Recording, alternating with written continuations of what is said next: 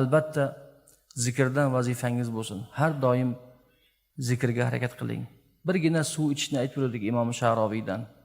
Suvni 3 ga bo'lib o'tish sunnat, ammo uni bismillah deb ichib, alhamdulillah deb tugatsangiz 3 marta o'sha suv modomiki jasadingizda, badaningizda bor ekan, o'sha suv hech qachon o'sha holat sizni gunoh qilishga, ma'siyatga boshlamasligi haqida gapirgan edik. Va so'zimizning oxirida bir amaliy bo'lsin degan ma'noda kichkina bir ikkita zikrni aytib beraman, o'rgatib, inshaalloh qo'limizdan kelgancha bu zikrlarni qilsak yaxshi bo'ladi. Chunki bu zikrlarni payg'ambarimiz sollallohu alayhi va sallam sahobalarga o'rgatgan zikrlar. Ya'ni u zotdan kelgan va 14 asrdan beri zikrda bo'lgan zikrlardir. Payg'ambar alayhisalom bu zikrlarni sahobalarni rizqlari keng bo'lishi uchun shu talabda ularga o'rgatgan ekanlar. Rizqlarni keng qiluvchi zikrlar sifatida ma'lum va mashhur zikrlardir. Ulardan bittasi La ilaha illallohul malikul haqqul mubin. La ilaha illallohul malikul haqqul mubin. 100 marta aytasiz bir kunda. 100-siga borgandan keyin La ilaha illallohul malikul haqqul mubin Muhammadun Rasulullohi sodiqul va'dil amin deb tugatasiz.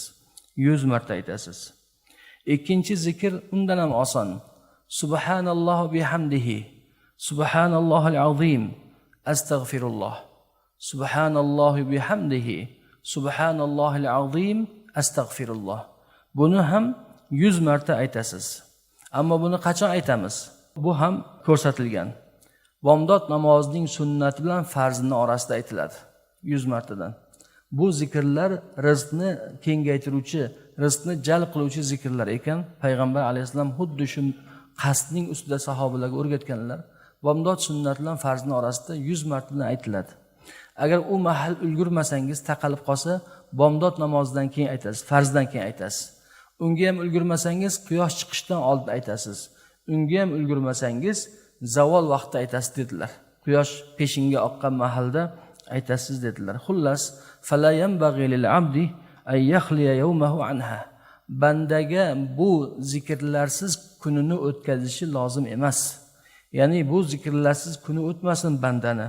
Bu zikrni Imom Bakri Dimyati rahimahulloh I'anatut Talibin ala halli alfazi Fathul Mu'in degan kitoblarda keltirganlar.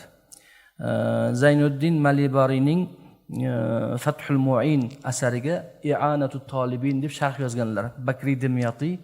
Bakri Dimyatining o'tganlariga 100 yildan oshdi bular o'tganlarga. 150 yil bo'ldi. Bular Yamanning ulug' olimlaridan bo'lganlar.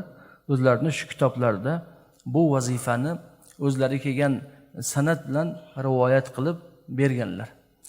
Men ham o'zimga kelgan sanatga suyangan holda shu vakolatdan kelib chiqib, sizlarni avvalambor taqvoga chaqirib, so'ngra bu zikrlarni doimo bajarishga chaqirib, bu zikrlarning sanadini beraman, birodarlar. Ya'ni o'rganib oling. Inshaalloh bugun mehrobdan iltimos qilamiz. Bu zikrlarni arabiy matnini o'qilishini mehrobda ham qo'yadilar.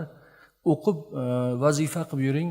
Albatta Alloh subhanahu va taolo rizqingizni kengaytiradi. Lekin biz shu darajani topamizki, rizq uchun o'qimaymiz bu zikrlarni. Allohni yaxshi ko'rganimiz uchun zikr qiladigan bo'lamiz. U rizqning ko'payishi o'sha zikrning hikmati bo'laveradi. Inshaalloh karim.